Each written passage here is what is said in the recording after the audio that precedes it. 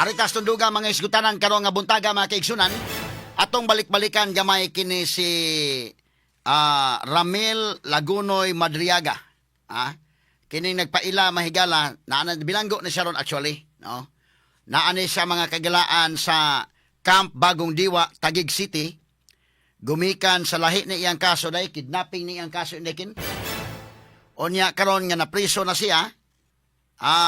Iya mga higalang gibutyag nga kuno bagman siya ni Vice President Sara Duterte og siya mga higala maoy gitahasan sa pagkabagman og siya mo'y nanghulikta kuno niining kwarta gikan sa mga drug lords og sa pugo para i-finance niining Sara Duterte sa dihang niyang pagpangandam pagdagan pagka-presidente natong 2022. Straight to the point. So karon itingog nas VP Sara mga higala kay ang uban ilang gipadako ni. Pero akong gitan-aw ang affidavit ining Madriaga, wa may mga attachments. Medyo hungaw ang iyang mga statement ining iyang affidavit, no?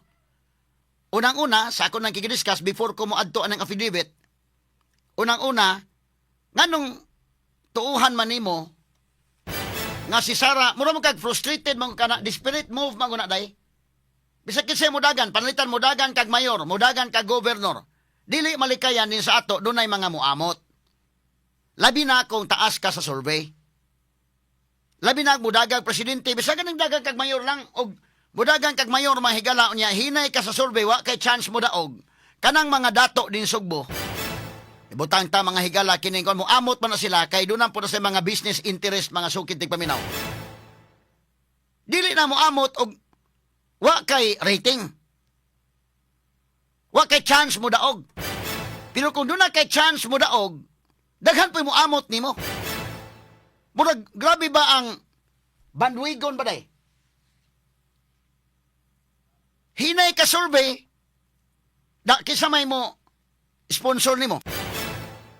Kini mga legitimate nga mga businessmen, tinuod lang mahigala ni Sugbo, kini mga negosyante Sugbo, kini mga gaysano, kini mga abuites, kini mga go, o daghan pa ni sila, kini mga business ni Sugbo. O doon mo dagag mayor, kini mga SM, kayala Jesus, muamot na sila, oy. Umudagan kag mayor karon, kusog ka sa rating, taas kag survey, kini mga tawhan na legitimate nga mga businessmen, muamot ni. Buhan o mudaog ka, dool sa saluwag, na yung mga pangayoon nga mga permits, dili sila maglisod. Mao nay mahitabo nan ang mga businessmen pod kani mga negosyante og duha ka buk managag mayor pulos dunay chance nga mudaog marukoy po na sa akin mga Chinese. Uy, muamot pikas og pikas. Kanang dunay kay chance mudaog pero kanang white chance mudaog.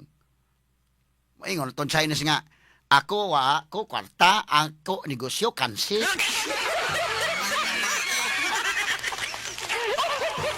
Ako dili amot imo campaign. Ako dili amot. Ako wala kwarta. Ako negosyo kansi. Mao na mahitabo mga higala. Pero kung doon na gani kay chance mo daog, siguradong mo amot yun. Nga naman, delikado mo sa kagukuron ka ni kahuman. Kabantay mo mga kaigalan. Kaya istorya lang kitag, real talk ba lang. Kaya bitang hubo-hubo nin Sugbo. Matingala ka. Ang pikas hubo-hubo mga kaigalan, illegal ko day. Gigukod kaya, siradan, illegal. Ang atbang wa sirad eh.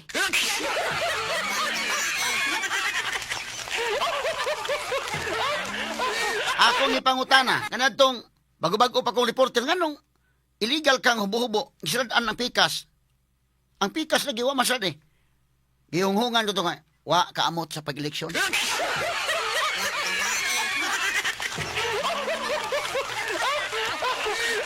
Bago-bago pa kong reporter ato, ha? Bago-bago pa kong reporter ato. Di ako nakaingon, oy, maodig yung mga amot na. Labi na kini mga kwanday? Muamot ka gyud, kay di ka muamot, bida. Why problema ka nang gagmay-gagmay pa kang businessman, di pa magkay ka maklaro. Pero katong dagko nga mga businessmen may galap, sama na mga kwan, ay muamot, oy. Muna, mudagan ka presidente. Like nga itong 2022, si Sara Duterte, sus, dako kay gintang. Number 1 si Adto, mabita makaingon ka nga, ambot sa nasud sa utok ni Sara. Nganong wa sa mudagan pagka-presidente at the time, di karon nag-anto sa consequence. Kanang 2028, basig mudagan na gyud siya anak, but dako pa ng latasunon. Kay karon ang political career ni Sara Duterte, ako mong sultihan sa akong forecast sa daan, murag naas ICU ron. Ha? Naas ICU ng iyang political career. Mahimong mo dito sa morgue o mahimong makabalik sa regular room. Mo na'y akong pag-describe. But ni adtong 2022, uy, tanan mahigala. Tanan science na niya nga siya na'y presidente unta. Ambot unsay nasud sa iyang utok nga ni slide down siya ngadto kang BBM. Nya nganong kinahanglan mo sa kwarta gikan sa pugo? Ano kinahanglan mo sa kwarta gikan sa drug lords? Nga mo man to'y fight gani against Duterte mahigala. So ila lang yung daoton si Sara. Mo nang lisod kayong tuuhan nga mingon nang ulikta Sara og kwarta sa drug lords og sa pugo kay para sa 2022 eleksyon. Sos Ginoo ko. Si Duterte ganing amahan mahigala nga way nag-agak niya, ninubra ang kwarta. Pag humag-eleksyon, di uli pa manghigalas campaign nga mga amot kay daghan ra kayo. Straight to the point. Kadtong panahon na si Duterte na as Malacañang, tanan mga higalang mga local government officials na tanan nakalinya, tanan mayor, tanan governor na niya. Nya siya number 1 survey. Sus, kinahanglan pa magutog. Malagmit pa magani nga hangyo to sa BBM wa kay gasto bisag gamay ako ray bahala gasto. Kuan lang ka running mate na kanako. So muna kanalandaan di pa ko mo duel, di pa ta mo deep dive sa iyang affidavit nining Madriaga. Kisa may tarong tao maka-analyze ako og maayo. Way labot sa kanabang mga trolls ba? Way labot sa kuan ba? Analisa ko og maayo. Dispirit pa guna nga move ga mo dawat kag kwarta gikan sa mga illegal. Straight to the Na point. atong balikan mga kigalaan. Kani klaro-klaro bala nga pag-analisar. Kanang 2022 dili manginhanglan Sara bisa pag sus pagkahaya-haya to iyang kahimtang 2022. Pagdagan ko ni Digong anang 2016 at 2016 nidaog ko sa overwhelming ang pagkadaog mga higala nga wa say bisag usang ang tanan officials wa niya. Mga senador, mga congressmen, mga governors, mga mayors, wa say mga leaders. Nidaog siya. Panahon ni Sara 2022, happy tanan. PDP laban. Tuwa mahigalan Duterte. Unya, number 1 Sara survey. Ambot unsang pagkaunsaa, nga wa sa maminaw siyang papa. Dito sa minaw mahigalang Gloria. Straight to the Mo point. na nakasipyat niya sa 2022. Mo nang mingon ko, og ako mo oy pa-forecason atong 2022. Mao to'y perfect timing nga mahimo sa presidente. Kining 2028 wa pa gini clarix ni. Ngano man, delikado ning political career ni Sara. Kay ila man gining tirahan og maayo by impeachment mahigalat by February of 2026 na ay impeachment kay file ana. Ambot o makasurvive ba Sara ana or di na. Straight to the point. Kay dili sa ka-survive, wa na. Di na sa kadagan mahigala 2028. Kay butangan na diha mahigala og makonbikto siya. Doon ay perpetual disqualification from holding public office. So mo na, diha na sa tirahan mo. Rabag ka ng kabantay mo nga aron Paregong Romualdez. Aron nga siguradong mo daog ang iyang kontra nga ni file, iyang ipa-disqualify.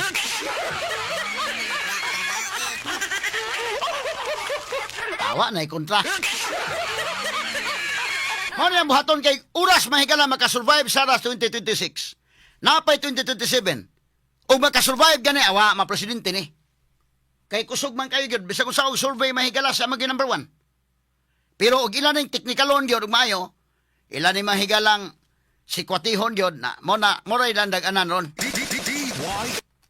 Nya, karon ang mga science mahigala, kini mga senador, kato mga malagmit mulaban ni Sara, wa naman. Isa pa may mulaban niya, bato, tago-tago naman gani.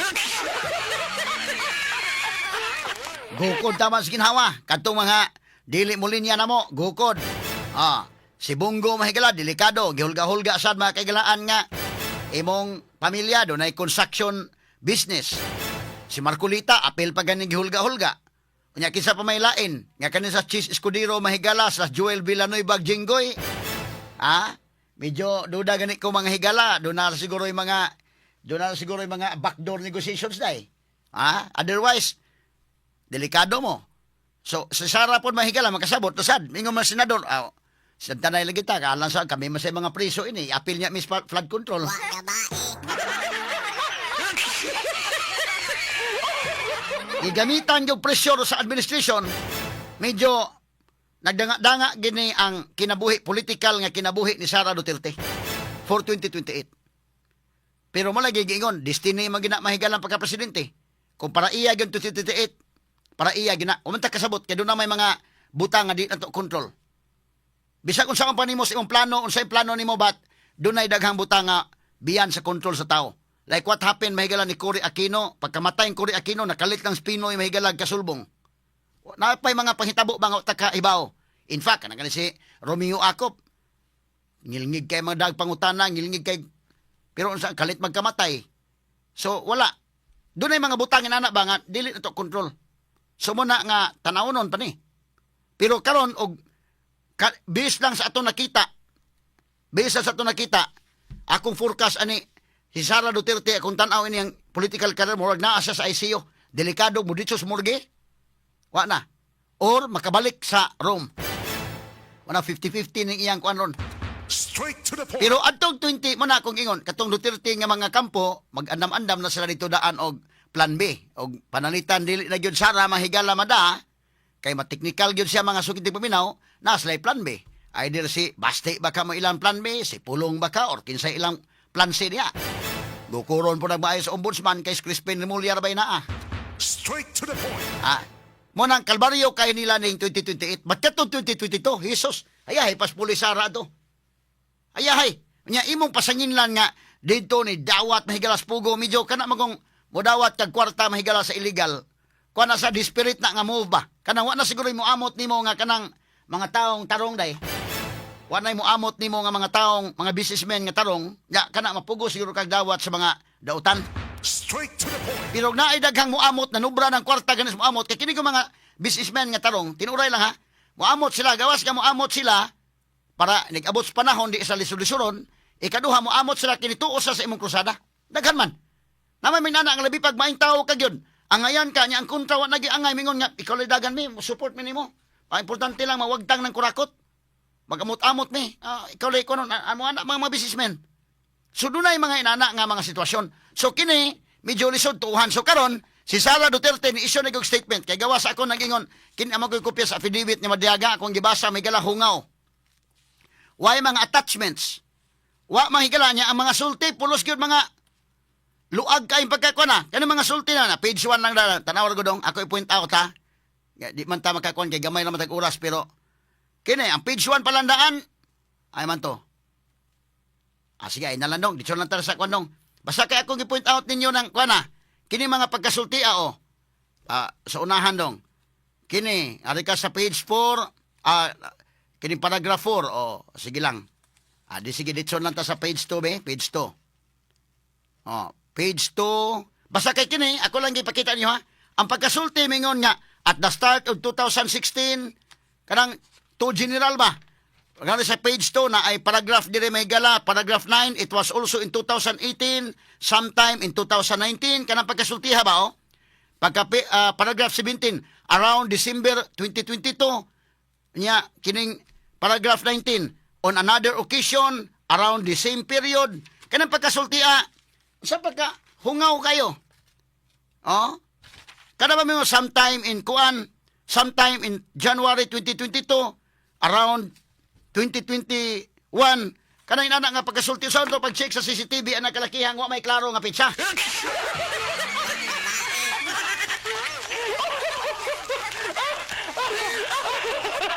Hungaw kay ning affidavit niya. Ginutoryuhan pero hungaw.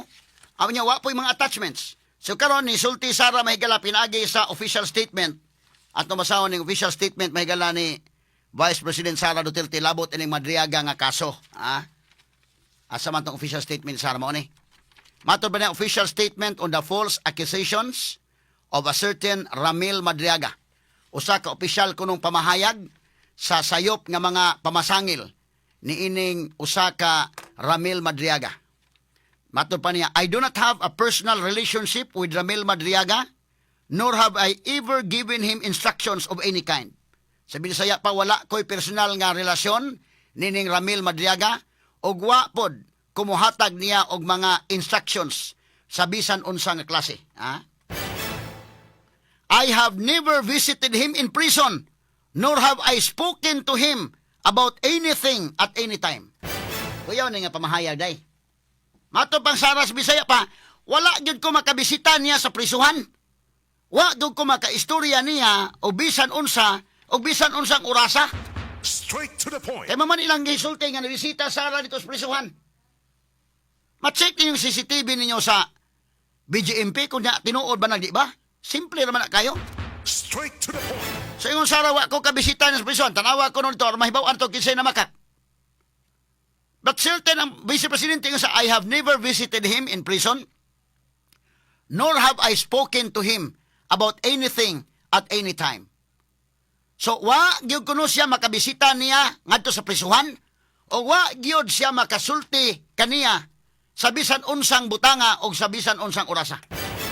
Kay man ilang gipalakaw kini sigurong kwanday kanang gi-edit-edit nga picture no nga to ni bisita Sara sa prisuhan o. Nagpicture pa gani, nag-selfie pa si Sara Duterte o si Madriaga. Ingon Sara, wa na mahitabo. Second paragraph, ingon dire. The photographs he submitted are unrelated images taken during public events where I was present.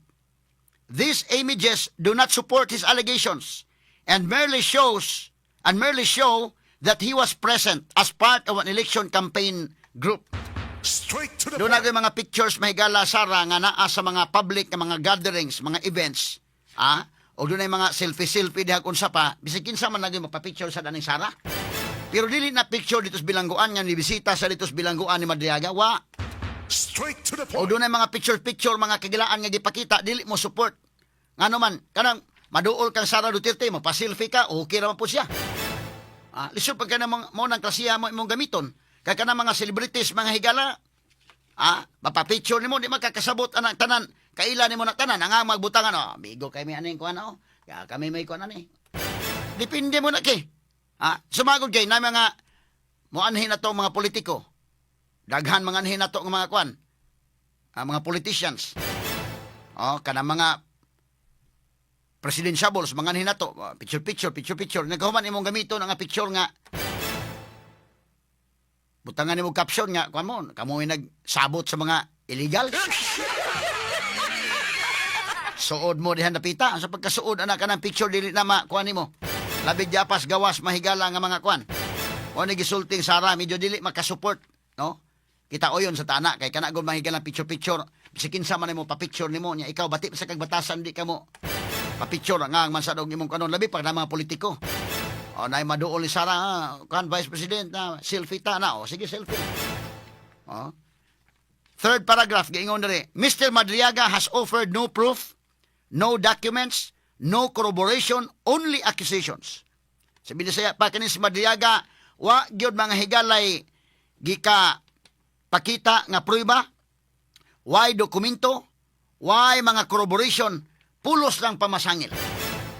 Bare allegations, no matter how loudly repeated, amount to nothing more than noise. Kini mahigalang pamasangi lang nga wa gyud mang higalay ebidensya bisag gamay, bisag unsa pa ka isinggit pa nimo ng pamasangil og wa ka mahigalay mga ebidensya, pulos sa pamasangil, sama ra gyud na equivalent ra gyud na og nagsaba-saba ka noise ra gyud na. No? Mo nang kabantay mo katong uban nga mga kabantay mo paggawas ini Madriaga kadtong mga kamaog yung technicality mahigala nga kuan wa magtingog ang tingog katurang mga kuan na pod ngano man mauwaw man kamo imong ibalandra ning iyang affidavit nga wa man hungaw man kayo akong gibasa bitaw ko basa printahin ako sa affidavit ni Madriaga para makabasa ko daan di ko ka discuss ang dili ko kabasa may nang mabasa to daan basa nako hungaw unya moy padak-on nimo nang hungaw man diya pa sa paragraph 4. Mr. Madriaga, who is currently facing serious criminal charges and has a prior criminal record, appears to be acting out of desperation to secure his release from detention. Amo na naiingon Sara nga kinis Madriaga god nga nagatubang kinig seryoso nga mga criminal charges. Dunay mga criminal record ng daan. Napakita ni mahigala siyang desperado na siya. aron lang mahigala nga makagawas. Basin ba de og puniton ang iyang pamahayag unya mo pamasin lang siguro ning iya mahigala or do na ba kay ni pasalig nga dauton ang vice presidente may na lang buhahan makagawas sa iyang gi naman sa Camp Diwa ron. Ha? Naman ning Camp kuan day no, kining Camp Bagong Diwa, Taguig City. Nani na priso siya ron, buhan bala nga dauton niya Sara kay uroy de og mo negotiate ang kuan. Ha? Mo negotiate mahigala ang administration. Nga gamiton siya mga kagilaan nga state witness basta kay kuan o di makagawas po siya gamay. O di gani makonbikto siya, mapardon na po siya. May na lang. Parehay ning Undersecretary Alcantara ba nga naning kamot po sa Alcantara mahigala ron di sa mapriso asya po yung iyon niya siya may state witness ipangtug-an niya tanan mahigalag unsay iyang nahibaw-an kunuhay kinisi ko ni Undersecretary Bernardo day no si Alcantara naning kamot po ron di sa mapriso iyang iuli kuno iyang kwan mo testimonya siya unya iyang giuli naguli na sa 110 million karon iuli na pog mga 70 million para pod nga kuan siya maluwas siya kay di pod lalim to na dangatan do sa mga priso na karon.